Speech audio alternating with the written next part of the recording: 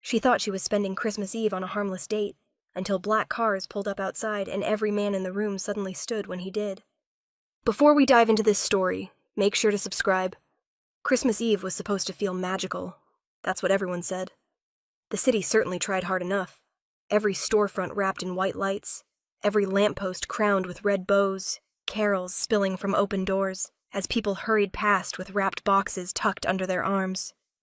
But magic, she'd learned, was loud when you didn't belong to it. She stood at the edge of the sidewalk, hands buried deep in the pockets of her coat, watching couples weave through the snow-dusted streets.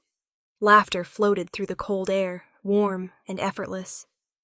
Someone brushed past her, apologizing distractedly, already turning back to the person waiting for them. No one was alone tonight. No one except her. She hadn't planned to be out. The small apartment she'd returned to after work was quiet in a way that pressed against her chest, the kind of silence that made thoughts echo too loudly. A half-decorated tree stood in the corner, its lights blinking unevenly because she'd never gotten around to fixing the loose wire. She'd poured herself a glass of wine she didn't really want and stared at the reflection of the lights in the window, wondering how another year had slipped by without her life changing in any meaningful way.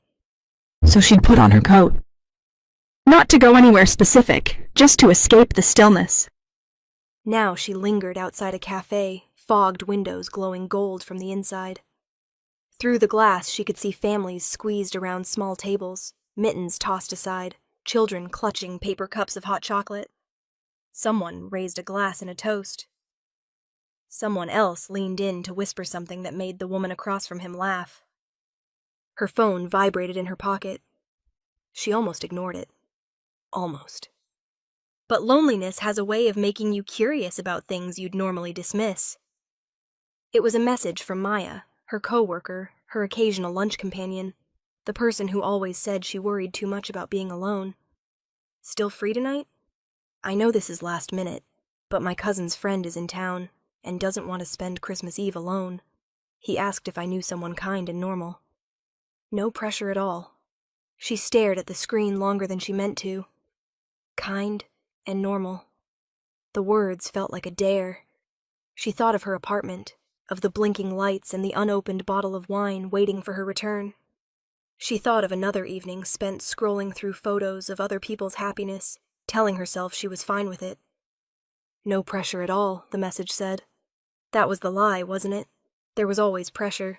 Pressure to say yes before the world decided you were someone who never did. She typed, deleted, typed again. It's Christmas Eve. I know, Maya replied almost instantly. Just dinner, public place. If it's awkward, you finish your meal and go home. 1 hour of your life. That's it. 1 hour. She exhaled slowly, watching her breath fog in the cold air. Somewhere behind her, church bells began to ring, deep and steady, counting down to midnight. People passed, wrapped in scarves and certainty, moving toward something waiting for them.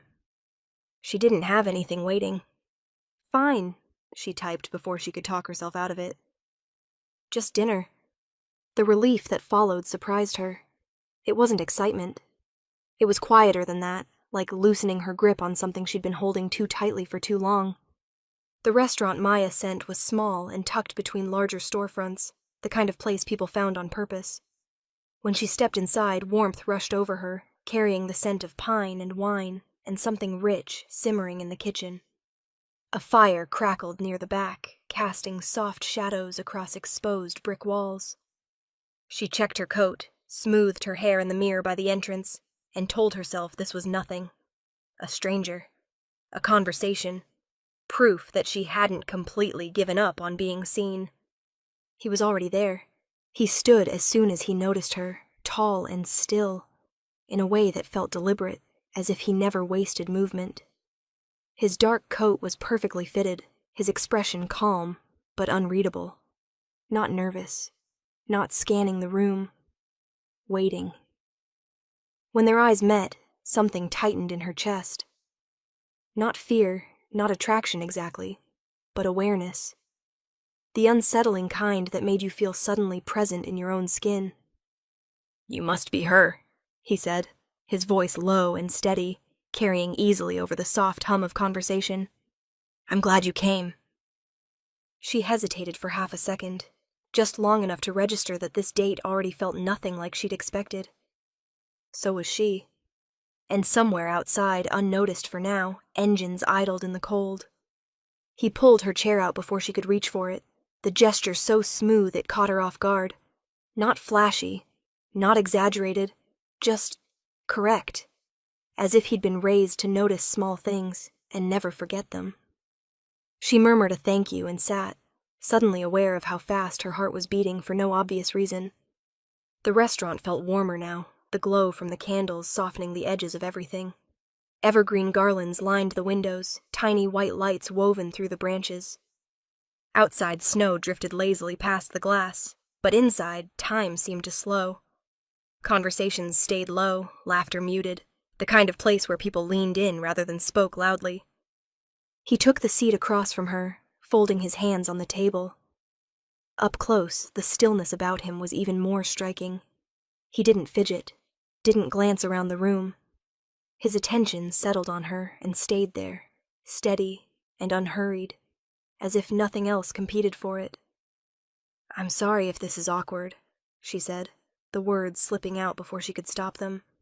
"Blind dates aren't exactly my specialty." A faint smile touched his mouth, not wide, not playful, but real. "If it helps, neither are mine." That surprised her. Something about him had suggested confidence bordering on certainty, the kind of man who didn't find himself in situations by accident. Yet the way he said it held no arrogance, just honesty. "I'm Luca," he added, extending his hand across the table. His grip was warm, firm, without being possessive.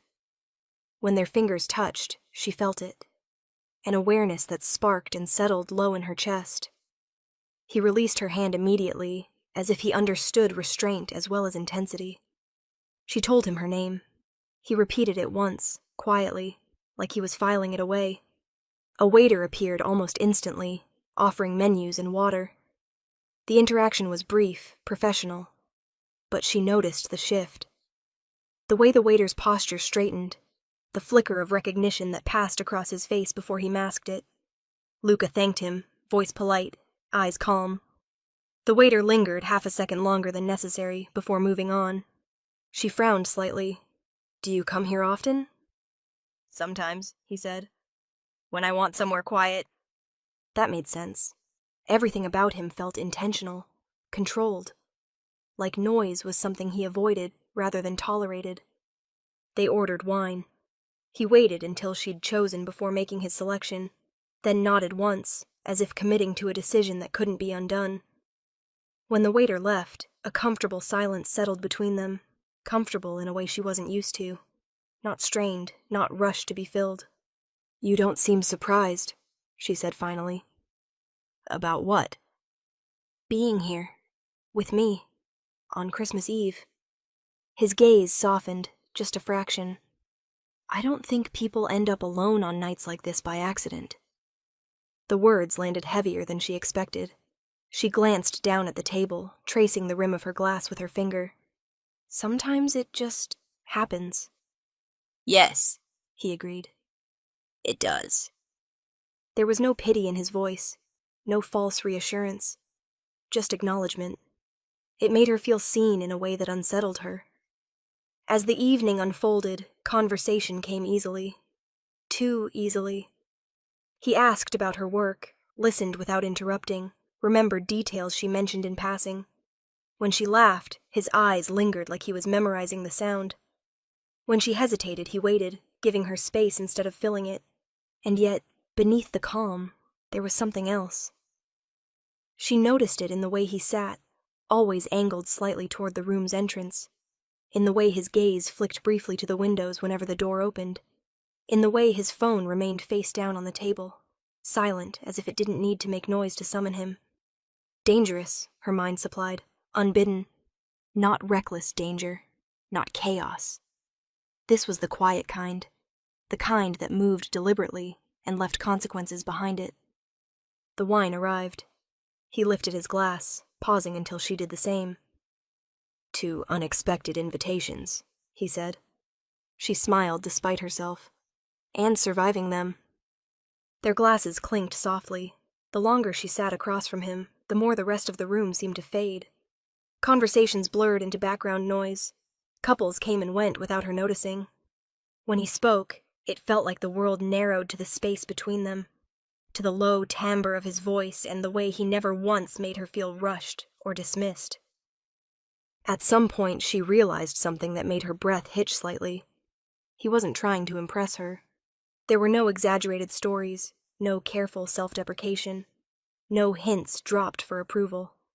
He simply existed in her presence, offering attention like it was something he valued rather than spent. And that, more than the danger she sensed beneath his composure, was what unsettled her most. Because men like him didn't end up on blind dates by coincidence. And yet here he was, on Christmas Eve, looking at her like she was exactly where he intended to be. It wasn't one thing that set her on edge. It was a collection of details so small they would have been easy to dismiss if she hadn't already been paying attention. The waiter returned with their appetizers, his movements careful, almost deferential. He placed Luca's plate first, then hers, hands steady but shoulders slightly tense. "If you need anything at all," he said, eyes flicking briefly to Luca before settling back on her. "Anything." Luca nodded once. "Thank you." The waiter didn't leave right away. He hovered, just long enough to make the moment feel off, then finally retreated toward the bar. She watched him go, then glanced back at Luca. "Is he always that attentive?" she asked lightly, trying to make it sound like a joke. Luca's mouth curved faintly. "Some people are observant. That's one word for it." He took a bite of his food, unbothered, as if nothing about the interaction had registered as unusual, or as if it had, and he simply didn't feel the need to explain. She studied him over the rim of her glass. His posture hadn't changed. Relaxed, but alert. Like a man who could stand up and leave in an instant if he needed to. Another couple passed their table on the way to the restroom. The man slowed, his gaze flicking to Luca with open curiosity before snapping forward again. The woman noticed too, her smile faltering for half a second as she followed her partner away. She shifted in her seat. "Do I have something on my face?" Luca asked, tone amused. "No," she said, then hesitated. "People keep looking at you." "They do that sometimes." Again, no elaboration, no apology, no discomfort. Just acceptance. She tried to brush it off, telling herself it was nothing more than a good-looking man in a well-tailored coat. People noticed things like that, especially on a night like this, when everyone was already half lost in wine and sentiment. Still, something didn't sit right. His phone lay on the table near his elbow, screen dark. It hadn't lit up once since she'd arrived. No buzzing, no notifications, no quick glances or distracted apologies.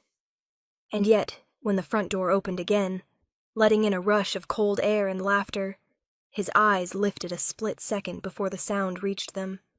He knew. She couldn't explain how she knew that he knew, but she felt it in the way his attention sharpened, then relaxed again when the door closed and the noise faded. "You're very present," she said before she could stop herself. His brow lifted slightly. "Is that a complaint?" "No," she admitted. "Just different." "Most people are only half where they are," he said. "It's a habit."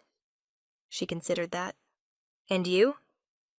"I prefer to know what's happening around me." A reasonable answer. Almost normal. Except the way he said it made her think of locked doors and contingency plans, of rooms measured in exits rather than decor. The waiter returned again, too soon, to refill Luca's water glass, even though it was barely touched. He didn't ask. He simply did it, nodding politely before stepping back. "Does he think you're someone important?" she asked, keeping her voice low. Luca met her gaze, something unreadable flickering behind his eyes. "Does that bother you?" "I'm just curious." "So am I," he said, then let the silence stretch between them. She laughed softly, shaking her head. "You're very good at not answering questions." I answer the ones that matter." That should have felt reassuring. Instead, it sent a shiver down her spine. A group of men entered the restaurant, coats dark and expensive, their laughter sharp. One of them noticed Luca almost immediately. The laughter died mid-step. A brief look passed between them. Respect? Recognition? Before the man inclined his head slightly and kept walking. Her stomach tightened. "That," she said quietly, "definitely wasn't nothing." Luca's gaze followed the men only long enough to confirm they'd moved on. "You're very observant." "Apparently. I'm learning from the best." He smiled at that, but it didn't quite reach his eyes. She leaned back in her chair, suddenly aware of how far from ordinary this evening had drifted. She'd come here expecting polite conversation and an easy excuse to leave early. Not this layered tension. Not the sense that she'd wandered into the outer edge of someone else's world. "You don't check your phone," she said, changing tactics. "Not once. I don't need to." "How do you know?" "Because if something changes," he said calmly, "I'll know." The certainty in his voice made her breath hitch. There was no bravado there. No threat. Just fact. She stared at him, her curiosity now fully awake, her earlier loneliness replaced by something sharper and more dangerous. "What are you not telling me?" she asked. Luca held her gaze, unflinching. "Tonight?" "Yes." A beat passed, then another. The restaurant hummed softly around them, oblivious. "Nothing that will hurt you," he said at last. It wasn't the reassurance she'd expected. It was more unsettling. Because he hadn't said nothing would happen. Only that she wouldn't be hurt by it. And outside, unseen through the glowing windows, snow continued to fall. Quiet, patient, and heavy with the promise that this night was far from over. The second glass of wine softened the edges of her nerves without dulling her awareness. The tension didn't disappear, but it shifted. Less sharp, more intimate. The restaurant seemed quieter now, the earlier crowd thinning as families drifted home and couples paid their checks with lingering kisses and promises of tomorrow.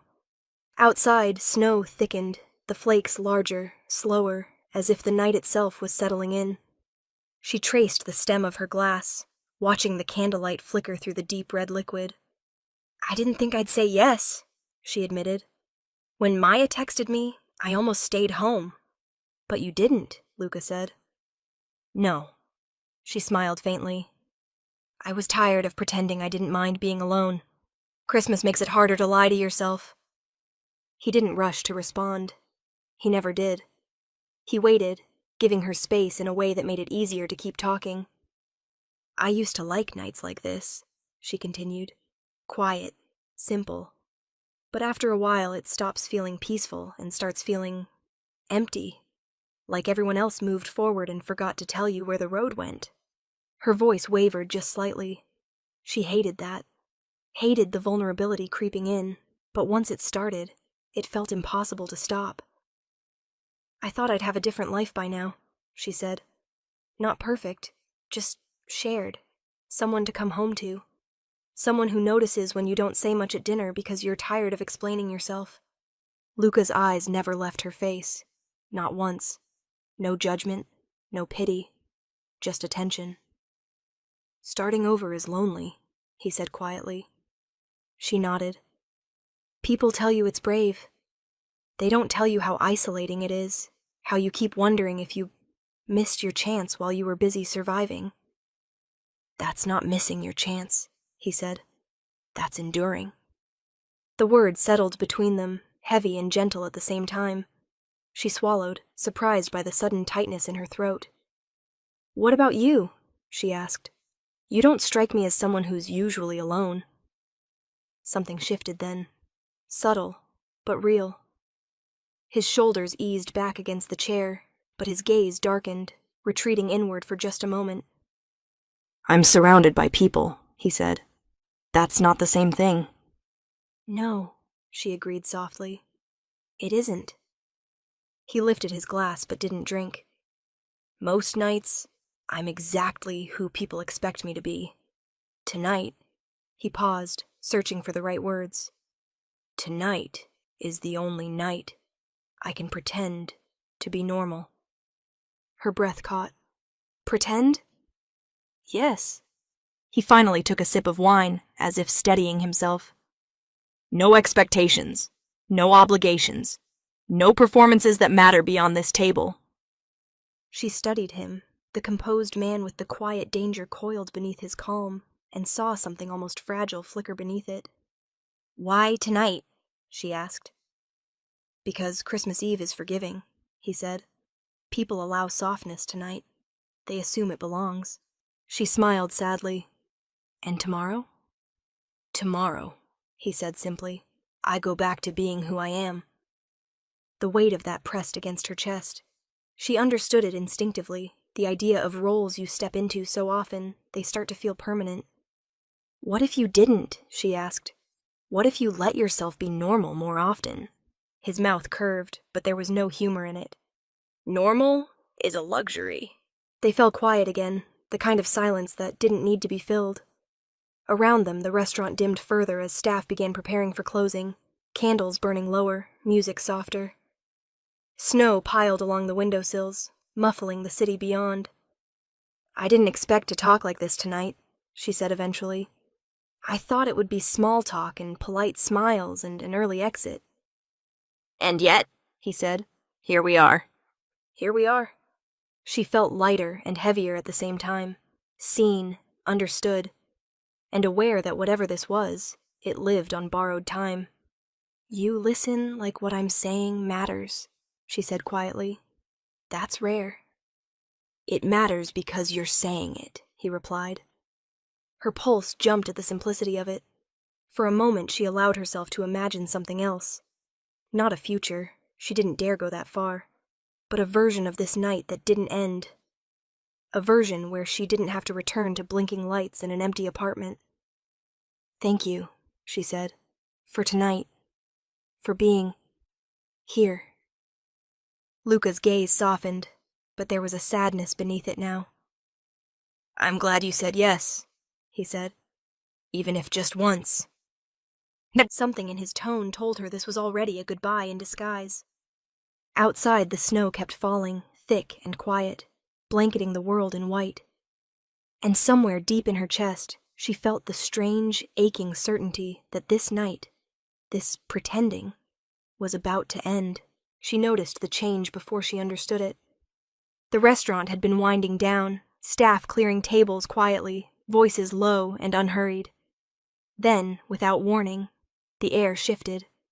Not louder, not dramatic, just tense, like a held breath spreading outward.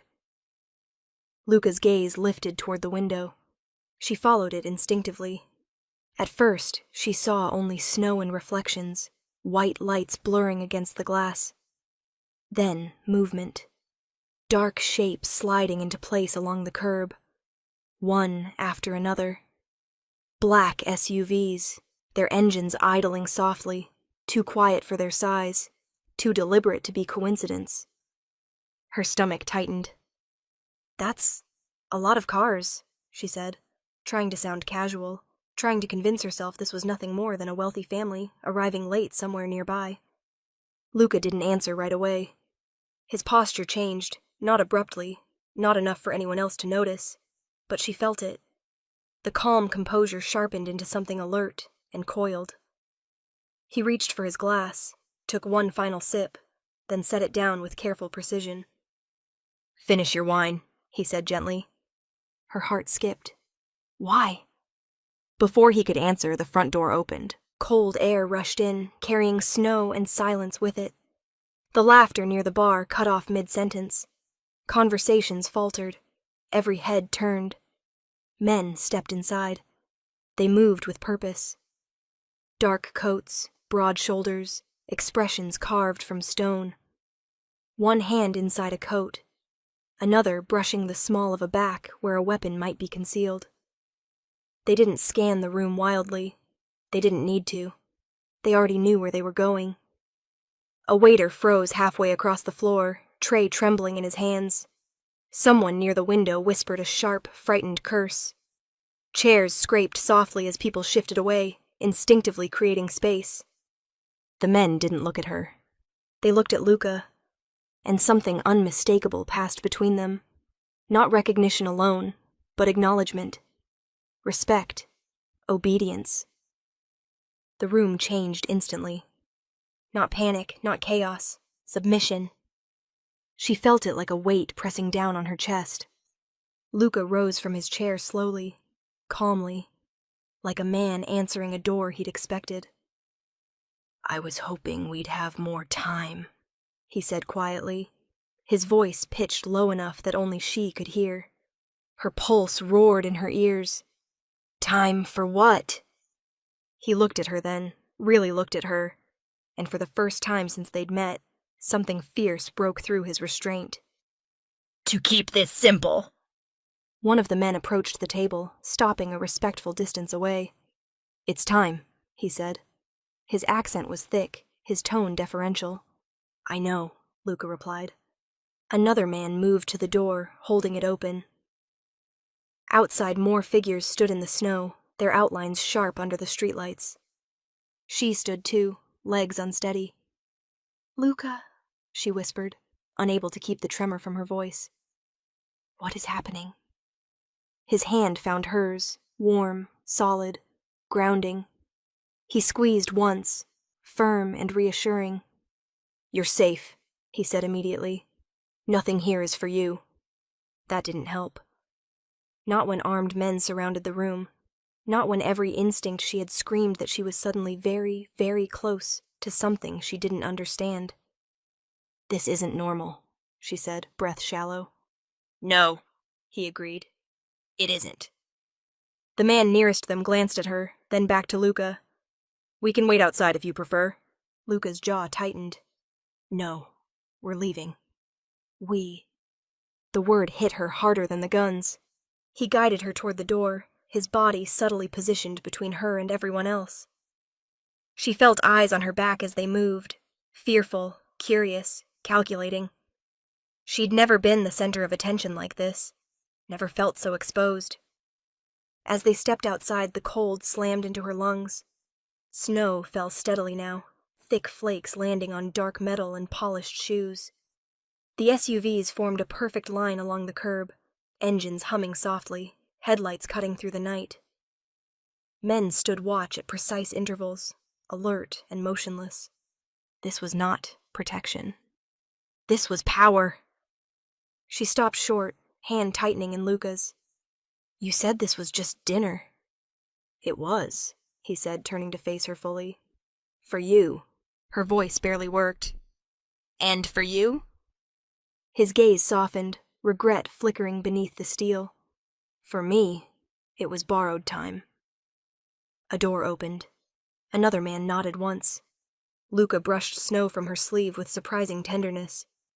"I didn't expect them tonight." "You knew this could happen," she said. "Yes." "And you still came." "Yes." The truth settled in, heavy and unavoidable. This date had never been ordinary. She'd agreed to dinner on Christmas Eve to escape being alone. Instead, she'd stepped into the edge of a world where men arrived armed, silence followed orders, and the man beside her commanded it all without raising his voice. Luca leaned closer, his breath warm against her ear. "If you want to walk away right now," he said quietly, "I'll make sure you get home safely. You never see me again. This ends here." Her heart hammered as she looked at the black cars, the waiting men, the calm danger wrapped in the man who still held her hand. Snow continued to fall, and for the first time that night, she understood that whatever she chose next would change everything. The cold cut through her coat as soon as the restaurant door closed behind them, but Luca didn't release her hand. If anything, his grip tightened, not possessive, not panicked, just steady. Anchoring, like he was reminding her that she was not alone in this moment, no matter how unreal it felt. Snow crunched under polished shoes as one of the men opened the door of the nearest SUV. Another stepped forward, scanning the street with a practiced sweep of his gaze. Everything about them moved with quiet efficiency, as out if chaos was something they'd learned to manage by refusing to acknowledge it. She stood frozen, heart racing, breath coming too fast. "Look at me," Luca said softly. She did. The noise of the city faded, the engines, the men, the cold. All of it receded under the weight of his attention. His eyes were calm, unflinching, a deep, steady brown that held no fear. Only certainty. "You're safe with me," he said. Not a promise, a fact. Her throat tightened. "You keep saying that like you're sure." "I am." One of the men cleared his throat. "We should move." Luca lifted a single finger without looking away from her. The man stopped immediately. That alone sent a shiver down her spine. "Whatever happens next," Luca continued quietly, "will not touch you. No one here has permission to even look at you the wrong way." Permission. The word felt heavy, absolute. She swallowed. "Luca, what are you mixed up in?" His thumb brushed the back of her hand, grounding. "Later," he said. "Right now, I need you to stay close to me. Can you do that?" The question wasn't condescending. It wasn't commanding. It was careful, as if her answer mattered. "Yes," she whispered, though her legs felt unsteady. "Good." He nodded once, then turned slightly, positioning her behind his shoulder as they moved toward the SUV. His body blocked the view of the street, the men, the weapons she tried not to focus on.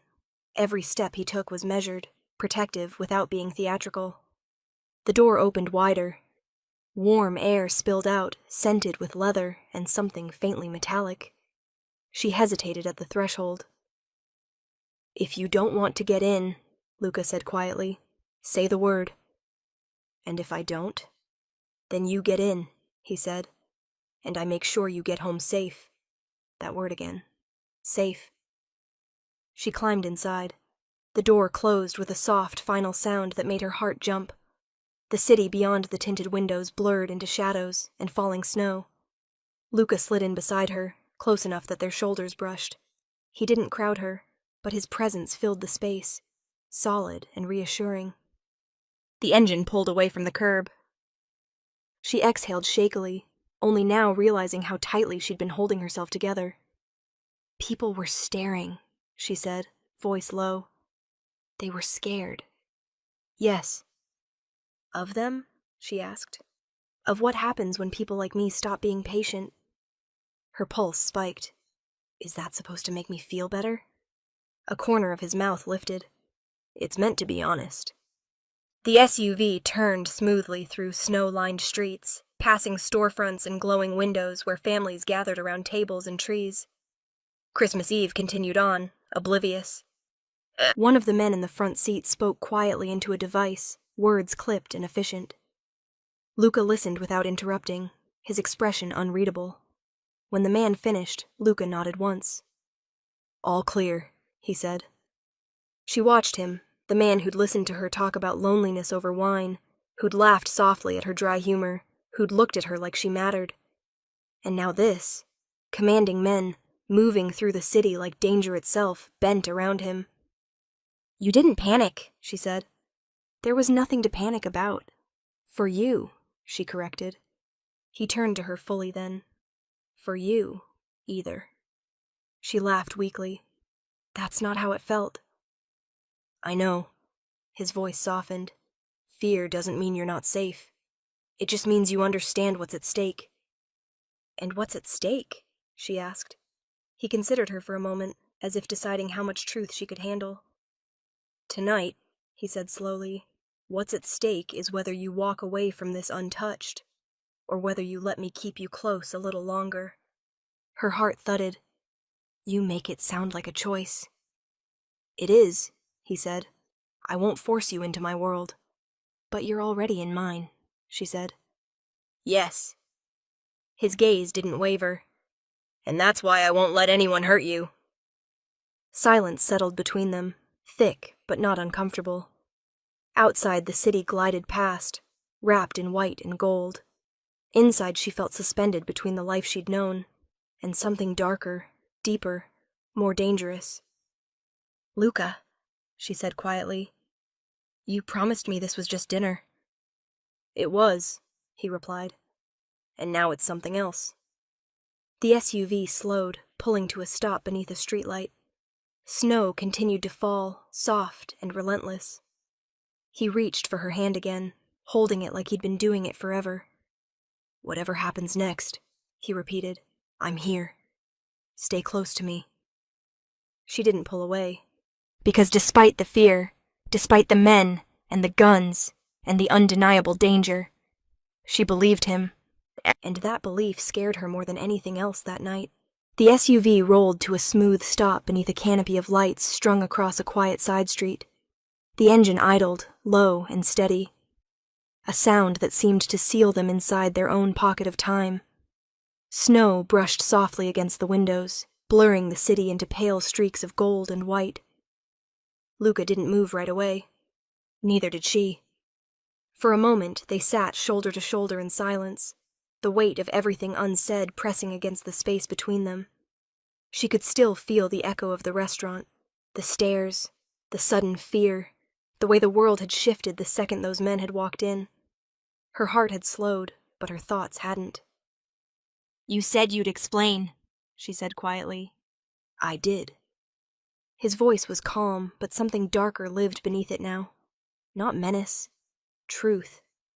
He turned to face her fully, one arm resting along the back of the seat, close but not touching. "Christmas Eve is complicated for me," he began. "It's the only night of the year when certain rules bend."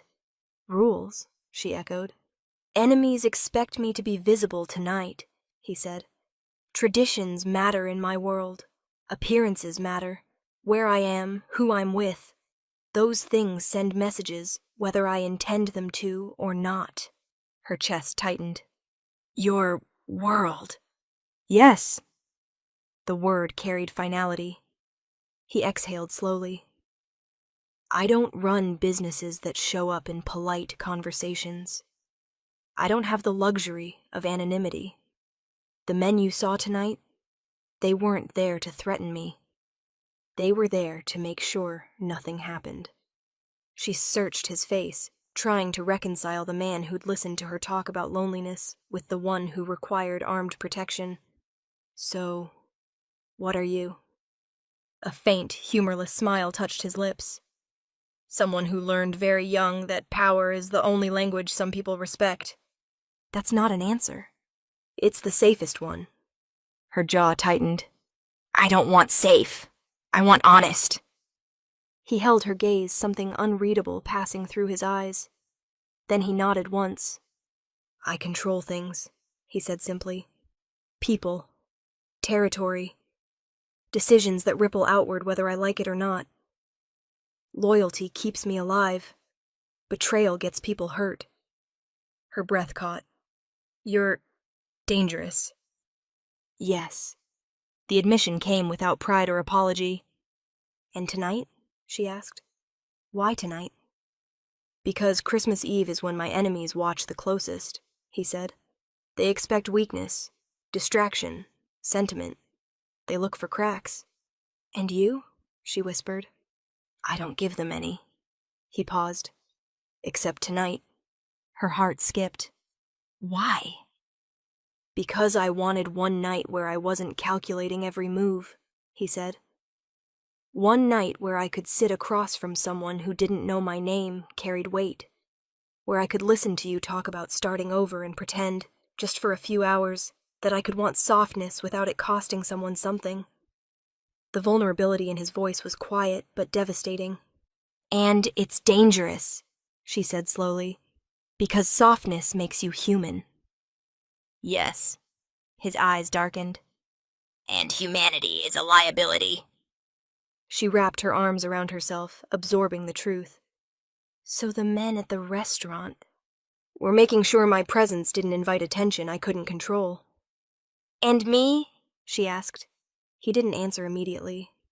"You were never supposed to be involved," he said at last. "You said yes to dinner, that's it. Everything after that is my responsibility." "That's not how it feels," she said. It feels like I walked into something I don't understand. You did. He leaned closer, voice low. And I'm sorry for that. The sincerity in his apology unsettled her more than the danger. Why didn't you tell me sooner? She asked. Because the moment I did, this night would stop being yours. He met her gaze. And I didn't want to take that from you. Silence stretched between them, heavy and fragile. Do you regret it? She asked. No. The answer was immediate. I regret that it couldn't stay simple. I don't regret choosing you for this night. Her pulse raced. Choosing me? Yes. His voice softened. I could have canceled. I could have sent an excuse. I didn't. The SUV remained still, the men outside giving them space without being told.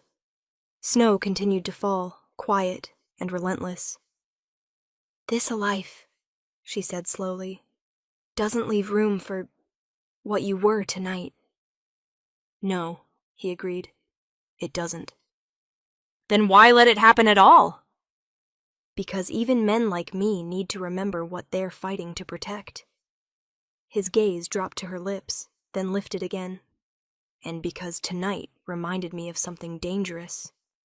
What? That softness doesn't weaken me. His voice lowered. It makes me want to burn down anything that threatens it. A shiver ran through her, not fear, but something sharper. I don't know what to do with this, she admitted. You don't have to decide anything tonight, he said. When we stop, I'll make sure you get home safely. Tomorrow, you can forget me if you want. And if I don't want to?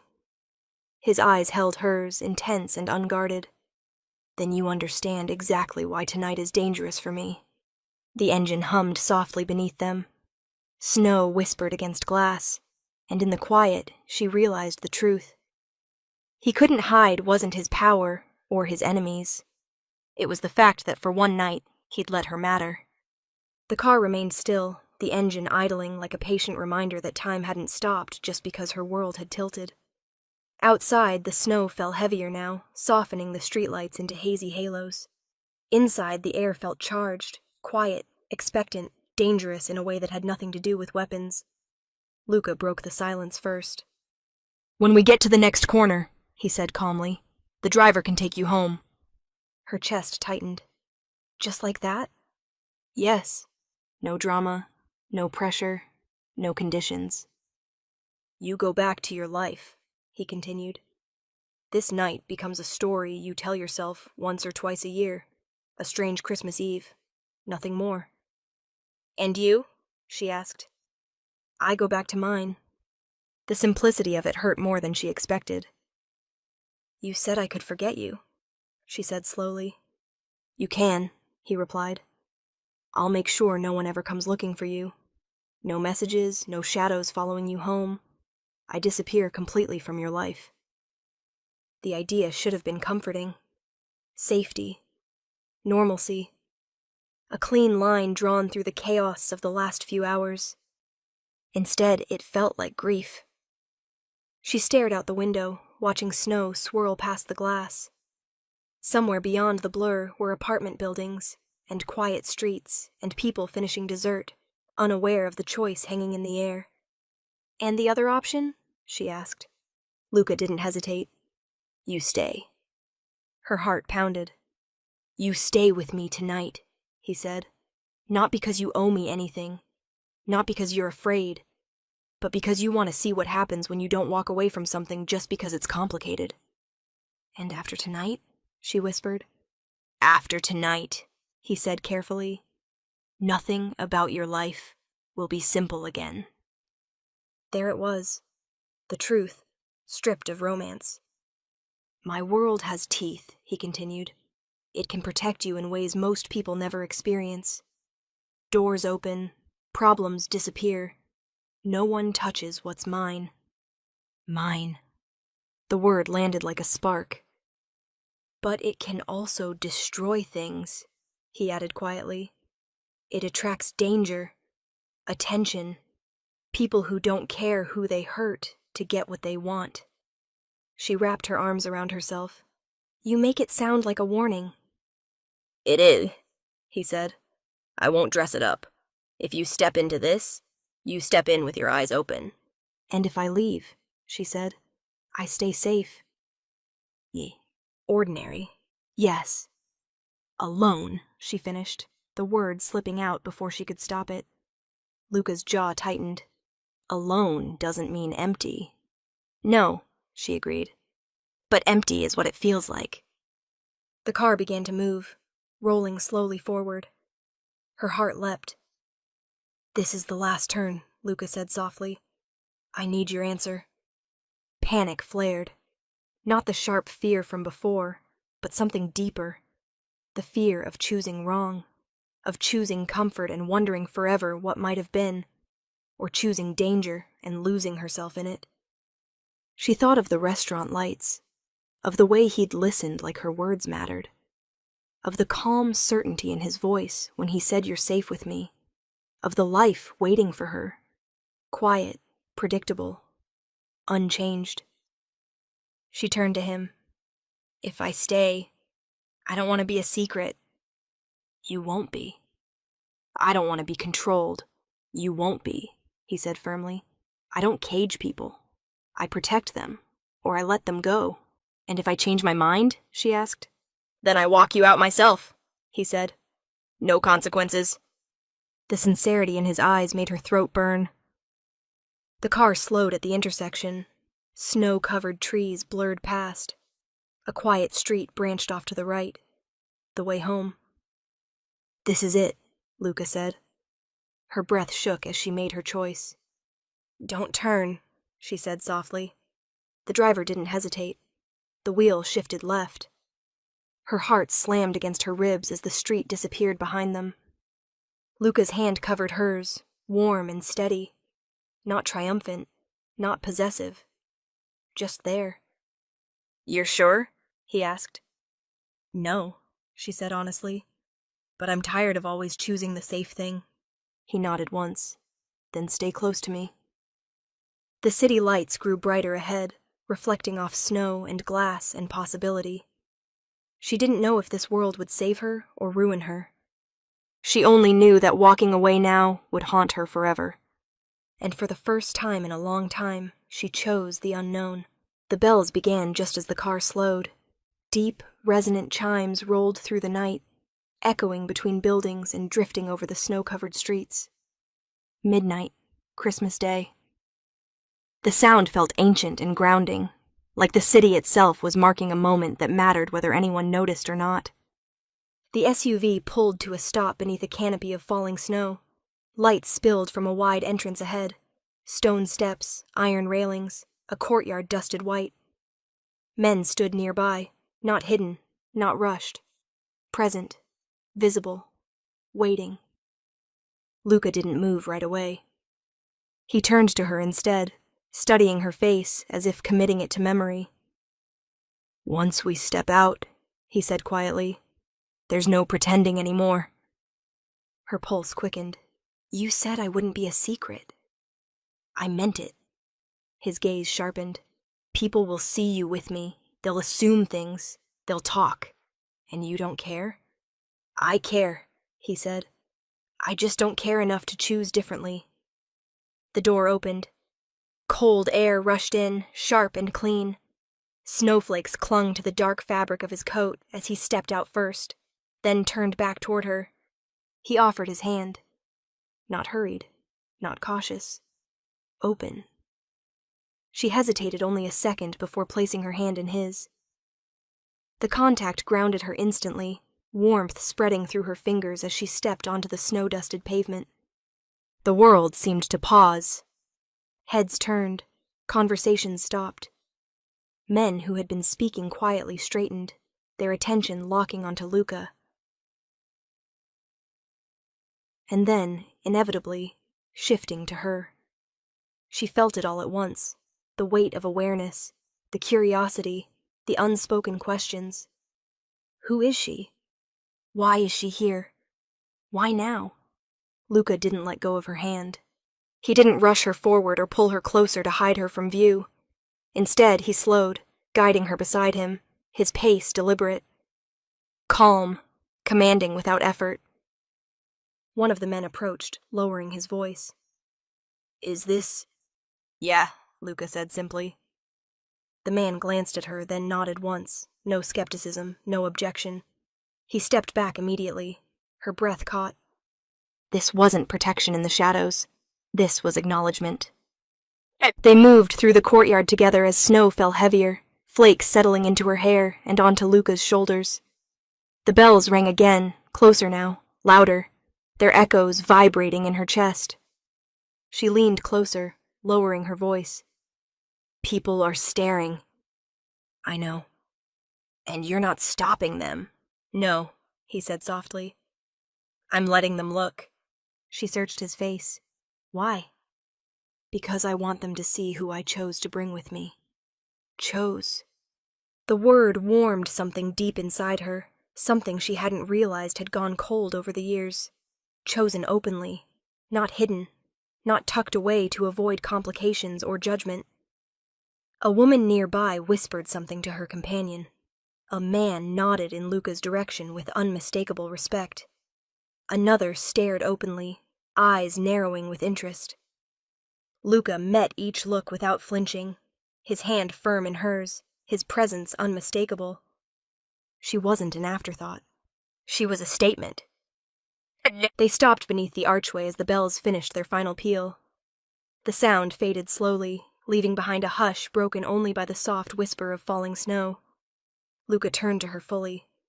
In my world, he said quietly, people expect me to keep distance, to protect what matters by hiding it. And you're not, she said. No. His thumb brushed the back of her hand, a small, intimate gesture done without concern for who might see. I'm doing the opposite. Her chest tightened. Won't that make things harder for you? Yes. Then why? Because pretending you don't exist would cost me more. The honesty in his voice stole her breath. A nearby camera flashed. Someone captured the moment without asking. Luca didn't react. He didn't pull away. He stepped closer instead. I don't choose lightly, he said. And I don't choose twice. Snow gathered on her lashes as she blinked back emotion she hadn't expected. For years she'd been careful, quiet. The one who didn't take up space. The one who made herself smaller so no one would feel inconvenienced by her presence. Now, standing here under falling snow and ringing bells, she felt anything but small. She felt seen. Wanted. He leaned down slightly, his voice meant only for her. If you ever feel like you don't belong here, he said, tell me. I'll walk away with you. And if I don't, she asked. Then stand with me, he replied, exactly like this. She squeezed his hand, anchoring herself in the moment. Around them, the city welcomed Christmas with light and sound and quiet wonder. And in the open, undeniable clarity of midnight under the snow, she understood something that changed everything. He wasn't hiding her from his world. He was bringing her into it. And for the first time in years, she didn't feel like something that needed to be protected by distance. She felt like someone worth choosing, out loud, under the falling snow, where everyone could see. Dawn arrived quietly, almost cautiously, as if the night itself wasn't ready to let go of what it had changed. The snow had stopped sometime before morning, leaving the city wrapped in white and silence. Streetlights dimmed one by one, their glow fading as pale winter light crept across rooftops and windowsills. From the floor-to-ceiling glass of the apartment she stood at now, Chicago looked softer, cleaner, like it had been given a chance to begin again. She hugged the mug of coffee between her hands, barely tasting it. Sleep had come in fragments, short stretches broken by awareness, by the unfamiliar comfort of knowing someone else was awake when she was. The night replayed in her mind in pieces. Church bells, falling snow, the way Luca's hand never left hers, the weight of being seen without apology. Behind her, footsteps approached. She didn't turn right away. She didn't need to. Luca stopped a few feet away, close enough that she could feel his presence like warmth at her back. No rush, no uncertainty. Just there. You didn't sleep much, he said quietly. Neither did you. No, he agreed. She finally turned, studying him in the pale morning light. Without the sharp contrast of night and shadow, he looked different. Still powerful, still composed, but softer around the edges, like the man from the restaurant had never fully left. I keep waiting to wake up, she admitted, for this to feel less real. It won't, he said. Not today. The certainty in his voice sent a shiver through her. Not fear, but understanding. I don't recognize my life anymore, she said. Yesterday morning I was planning to eat dinner alone and go to bed early. And now? And now I don't know where I belong. The words weren't accusation, just truth. Luca stepped closer, resting his hands lightly on the counter beside her, giving her space even as he closed the distance. Your life changed, he said. That doesn't mean it disappeared. It feels like it did. He nodded. Because quiet can feel safe. Predictable. But it can also keep you small. She swallowed. You're not offering safety. No. His gaze held hers. I won't lie to you. My world will never be gentle. There will be nights like last night, uncertain, heavy, dangerous. And yet, she said softly, I don't feel afraid right now. Because you're not alone, he replied. The simplicity of it nearly undid her. I can't promise you protection from everything, he continued. I can't promise nothing will ever touch your life again. But I can promise this. Whatever darkness comes, you won't face it by yourself. She searched his face for exaggeration, for empty words. She found none. What if I decide this is too much? She asked. What if I wake up tomorrow and realize I can't live in your world? Then you tell me, he said, and I'll walk you out myself. No resentment, no consequences. And you'll let me go? Yes. The honesty hurt in the best possible way. She looked back out at the city, at the slow awakening of Christmas morning. Somewhere families were stirring. Children were waking up to wrapped gifts and excited whispers. Somewhere else, people were starting the day exactly as they always had. She wasn't one of them anymore. I don't know what comes next, she said. Neither do I, Luca admitted. I only know I don't regret choosing you. Her chest tightened. You chose me. I did. He didn't hesitate. And I'll keep choosing you, as long as you're willing to stand with me. The weight of the words settled deep. This wasn't a fairy tale promise of safety or simplicity. It was an offer of partnership, of presence. She set the mug down, her hands trembling slightly, not from fear, but from the magnitude of what she was accepting. My old life is gone, she said. Yes. And I can't pretend I didn't want more than it ever gave me. His expression softened. Then don't pretend. She stepped closer, resting her forehead against his chest, listening to the steady rhythm of his heartbeat. Solid, real, unyielding. For the first time in a long time, she whispered, I don't feel invisible. His arms came around her slowly, deliberately, like he understood the weight of the moment. You were never invisible, he said. You were just waiting to be seen by someone who knew how to look. Outside, the sun climbed higher, illuminating the snow until it glittered. Christmas morning had arrived, not with carols or crowded rooms, but with clarity. Her quiet life was gone. In its place was something harder, wilder, honest. A man who didn't promise safety, but promised he would stand beside her when the world grew dark. And for the first time in years, that felt like everything.